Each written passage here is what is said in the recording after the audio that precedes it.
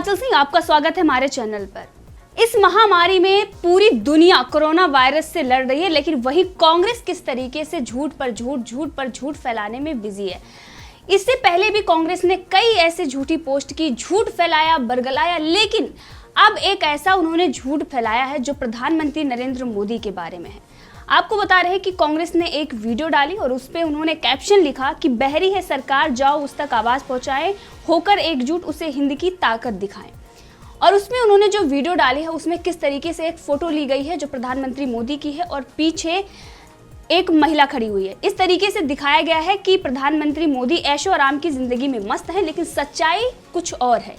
ये फोटो है Madame Tussauds wax museum की, और जहां पर ये प्रधानमंत्री नरेंद्र मोदी का एक पुतला है और वहां पर वो एक महिला खड़ी हुई है। लेकिन किस तरीके से इन्होंने ये दिखाया और पूरे देश को ये दिखाना किस तरीके से चाह रहे हैं, झूठ दिखा रहे हैं कि प्रधानमंत्री नरेंद्र मोदी ऐशो आराम की जिंदगी जी रहे हैं और हमारी बात नहीं सुन रहे हैं, जबकि कोरोना वायरस से किस तरीके से प्रधानमंत्री नरेंद्र मोदी लड़ रहे हैं ये सबको पता है। कि पूरी दुनिया में जो रैंकिंग आई थी उसमें भी सबसे अगर लोकप्रिय नेता के रूप में किसी को देखा गया था तो वो प्रधानमंत्री नरेंद्र मोदी हैं। जिस तरीके से उन्होंने भारत में काम किया है और जिस तरीके से अब तक काम हो रहा है, इससे ये साफ हो गया कि किस तरीके से बीजेपी सरकार काम कर रही है। लेकिन कांग्रेस का जो चेहरा है वो असली चेहरा उसका यही है कि झूठ पर झूठ, क्योंकि इनको पता है कि अगर ऐसा हम नहीं करेंगे तो जो कुछ इनका अस्तित्व बचा हुआ है वो भी खत्म होने के कगार पर है।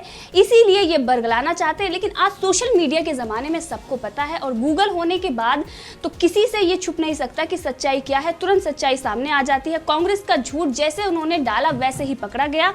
इससे पहले रणदीप सिंह सुरजेवाला ने प्रवासी मजदूरों को लेकर किस तरीके से तमाम ऐसे फोटोज इन्होंने और वीडियो शेयर की जिसमें ये दिखाया गया प्रवासी मजदूरों की हालात। वो फोटो कहीं मलेशिया की थी तो कहीं सीरिया की थी, कहीं नेपाल की थी, तमाम ऐसे देशों की ये फोटो लेकर, इससे पहले भी जो महामारी आई होगी उसकी फोटो ले लेकर ये तमाम ऐसे झूठ फैला रहे थे। और वो कह रहे थे कि इस कोविड-19 के दौरान जो लॉकडाउन है ये उस वक्त की फोटो है जब प्रवासी मजदूर पलायन कर रहे हैं। ये बात सच है, प्रवासी मजदूर पलायन कर रहे हैं, लेकिन जिस तरीके से हमने देखा है कि कोरोना वायरस से लड़ने में 70% अगर बात करें कोरोना वायरस के मरीजों की संख्या तो वहां है जहां कांग्रेस की सरकार है या कांग्रेस की समर्थन वाली सरकार है।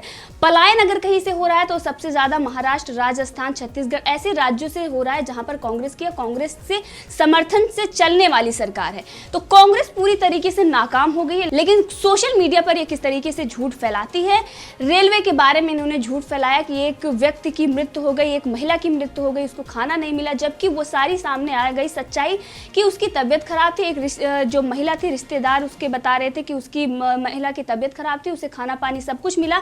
लेकिन इन्होंने सिर्फ और सिर्फ ये ठान लिया है कि हम देश की छवि और सरकार को गिराने के लिए देश के विरोध में खड़े हैं। और इस वक्त भी जब पूरी दुनिया कोरोना वायरस से लड़ रही है, पूरा देश इस पर काम कर रहा है, तो ये झूठ की राजनीति कर रहे हैं, गंदी पॉलिटिक्स खेल रहे हैं। इसी की वजह से हमने देखा कि पिछले दिनों में किस तरीके से इनके जो कद्दावर नेता होते थे इनका साथ छोड़ के जा चुके हैं। और अब जिस तरीके से अदिति सिंह ने पार्टी का दामन छोड़ दिया है तो इससे ये साफ हो गया है कांग्रेस की ये जो डर्टी पॉलिटिक्स है इससे इसका पतन अब शुरू हो चुका है। तो उत्तर प्रदेश में प्रियंका गांधी वाड्रा जिस तरीके से पैसे और झूठ फरेब के बल पर पार्टी को चमकाने की कोशिश कर रही हैं, खुद को सीएम और अपने भाई को देश का प्रधानमंत्री बनाने की नाकाम कोशिश कर रहे हैं, लेकिन अब पूरी तरीके से इनका अस्तित्व उत्तर प्रदेश में खत्म हो चुका है। उत्तर प्रदेश के रायबरेली से कांग्रेस की विधायक अदिति सिंह ने अपने आधिकारिक ट्विटर हैंडल से कांग्रेस का नाम हटा लिया है। ट्विटर हैंडल से INC हटाते ही ट्विटर ने अदिति के ID से ब्लू टिक भी हटा दिया। लेकिन आपको पता होगा कि किस तरीके से उन्होंने कांग्रेस का सच सबके सामने, उनका जो असली चेहरा है कांग्रेस का, प्रियंका गांधी वाड्रा का, वो बेनकाब किया। कभी वो ये कहती थी अदिति सिंह, जब वो राजनीति में आई थी, कांग्रेस का दामन उन्होंने थामा था, तो उन्होंने कहा कि मैं प्रियंका गांधी वाड्रा से प्रभावित हुई हूँ।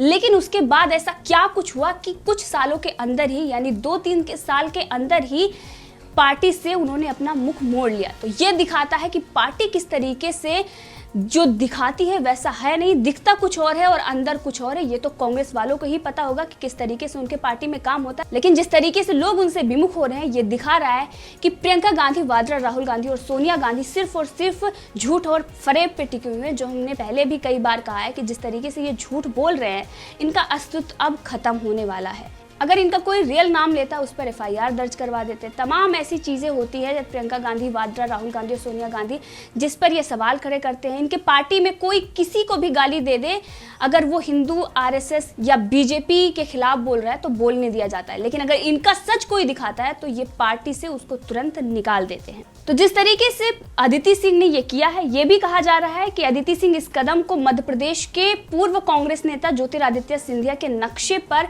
उन्हीं के नक्शे पर चल रही है, क्योंकि हमने देखा था कि ज्योतिरादित्य सिंधिया ने भी पहले अपना ट्विटर प्रोफाइल व बायो बदला था, इसके बाद पार्टी भी बदलकर राजनीति में भूचाल मचा दिया था। इसके बाद एमपी की कमलनाथ सरकार भी गिर गई थी। तो अदिति के इस कदम से पहले से ही पार्टी व महिला विंग के महासचिव पद से निलंबित किए जाने की चर्चा हो रही थी। हालांकि प्रदेश कांग्रेस से लेकर राष्ट्रीय स्तर के किसी नेता ने अदिति सिंह पर अभी इस तरह की कार्रवाई की पुष्टि नहीं करी है, क्योंकि कांग्रेस भी नहीं चाहती कि इस तरीके से नेता उससे बाहर जाएं। लेकिन जिस तरीके से कांग्रेस की मानसिकता रही है, कांग्रेस की राजनीति रही है गंदी, अब उसके बड़े बड़े नेता उसको छोड़कर जा रहे हैं। इससे पहले भी ज्योतिरादित्य सिंधिया को लेकर भी यही ये कहते रहे हैं कि ज्योतिरादित्य सिंधिया हमारे साथ खड़े हैं, ऐसा कोई मनमुटाव नहीं है। लेकिन जैसे ही उन्होंने बीजेपी का दामन थामा, ये साफ हो गया कि किस तरीके से कांग्रेस के अंदर ही अंदर कलह चल रही थी। तो अभी भी जिस तरीके से अदिति सिंह को लेकर चर्चाएं हो रही हैं, तो ये माना जा रहा है कि अदिति सिंह बीजेपी का दामन थाम सकती हैं ज्योतिरादित्य सिंधिया की तरह। तो आपको बताते हैं कि अदिति सिंह ने आखिर ऐसा क्या किया है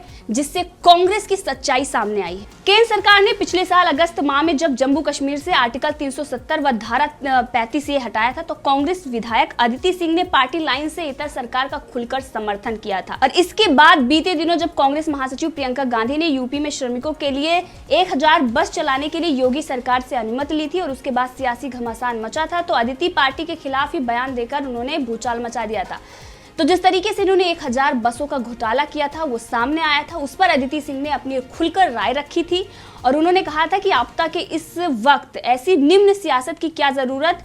1000 बसों की सूची भेजी, उसमें से आधी से ज्यादा बसों का फर्जीवाड़ा, 297 कबाड़ बसें, 98 ऑटो रिक्शा व एम्बुलेंस जैसी गाड़ियां, 68 वाहन बिना कागजात के। ये कैसा क्रूर मजाक है। अगर बसें थी तो राजस्थान, पंजाब, महाराष्ट्र में क्यों नहीं लगाई, क्योंकि ये सबको पता है कि राजस्थान, पंजाब और महाराष्ट्र में किस तरीके से स्थिति है। महाराष्ट्र में जिस तरीके से लोग वहां पलायन कर रहे हैं, जिस तरीके से ट्रकों में भर भर के लोग आ रहे थे, लेकिन प्रियंका गांधी वाड्रा, मेन फोकस उनका उत्तर प्रदेश में था। उनको उत्तर प्रदेश का मुख्यमंत्री बनना है अगले चुनाव में, और इसी वजह से वो जिस तरीके से गंदी पॉलिटिक्स वहां पर खेल रही थी, इसीलिए दिखाने की वजह से उन्होंने 1000 बसें की बात कही थी। सोशल मीडिया पर आकर उन्होंने ये बात कही थी, लेकिन ये सबको पता है कि उनके पास ऐसी कोई व्यवस्था नहीं थी। जब उन्होंने 3 दिन पहले इन्होंने सोशल मीडिया पर ये कहा था कि मेरी बसें बॉर्डर पर खड़ी है, लेकिन तीसरे दिन तक भी इनकी बसें वहां पर नहीं आई और आया तो बड़ा घोटाला सामने आया। और अदिति सिंह ने प्रियंका गांधी वाड्रा और पूरी कांग्रेस के लिए एक बात और भी कही थी। उन्होंने कहा था कि जब कोटा में यूपी के हजारों बच्चे फंसे थे, तब कहां थी ये कथाकथित बसें।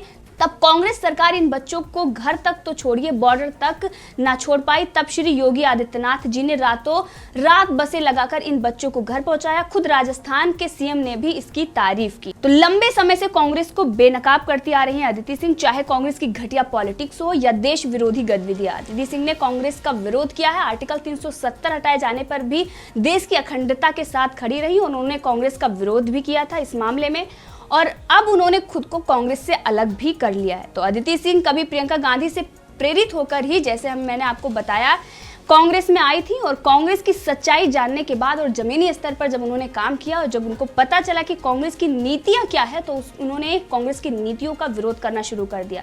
तो अदिति का शुरू से रायबरेली से कोई जुड़ाव नहीं रहा है। बोर्डिंग स्कूल में पढ़ी हैं, 12वीं की पढ़ाई दिल्ली से की, इसके बाद वो अमेरिका चली गई। वहां से आने के बाद राजनीति में आकर उन्होंने कांग्रेस ज्वाइन की और कहा कि मैं प्रियंका गांधी वाड्रा से बहुत ही ज्यादा प्रभावित हूं, इसलिए मैंने कांग्रेस ज्वाइन किया है। लेकिन धीरे धीरे कांग्रेस की नीतियों का वो विरोध करने लगी। तो उनको सच्चाई जब पता चली तो उन्होंने इस तरीके के कदम उठाए जो देश के साथ वो खड़ी हुई नजर आई और कांग्रेस के विरोध में। 2017 में रायबरेली से विधानसभा का चुनाव कांग्रेस से जीतने के बाद अदिति सिंह ने पार्टी लाइन के खिलाफ जाकर जम्मू कश्मीर में अनुच्छेद 370 को खत्म करने का समर्थन किया। केंद्र सरकार के इस कदम का स्वागत करते उन्होंने ट्वीट करके अपना समर्थन दिया था और उन्होंने कहा था कि हम हिंदुस्तानी हैं, कांग्रेसी होते हुए भी हम हिंदुस्तानी हैं। जब उनसे किसी ने पूछा आप कांग्रेसी हैं और कांग्रेस इसका विरोध कर रही है, तब उन्होंने एक जवाब दिया और उन्होंने कहा कि हम हिंदुस्तानी हैं।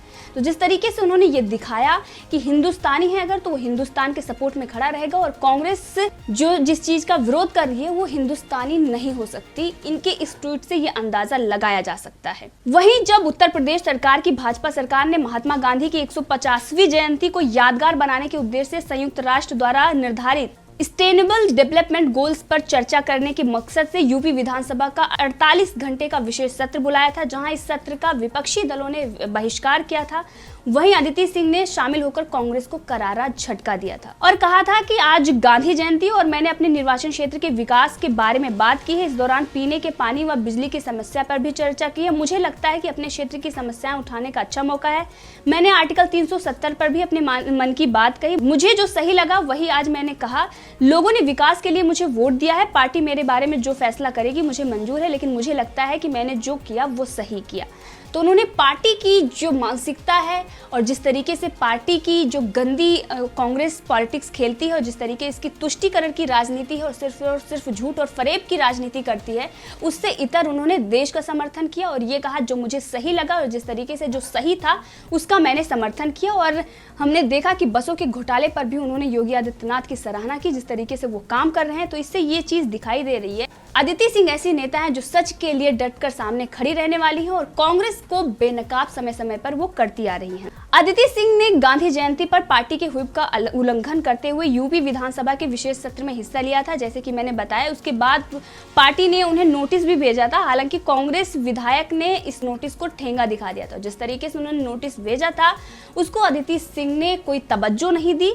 और वहीं पर कांग्रेस महासचिव प्रियंका गांधी ने महात्मा गांधी की जयंती पर लखनऊ में शांति मार्च निकाला था, जिससे अदिति सिंह ने दूरी बनाए रखी। और वहीं रायबरेली में कांग्रेस के एक और प्रमुख चेहरा रहे दिनेश प्रताप सिंह ने पहले ही भाजपा का दामन थाम लिया है।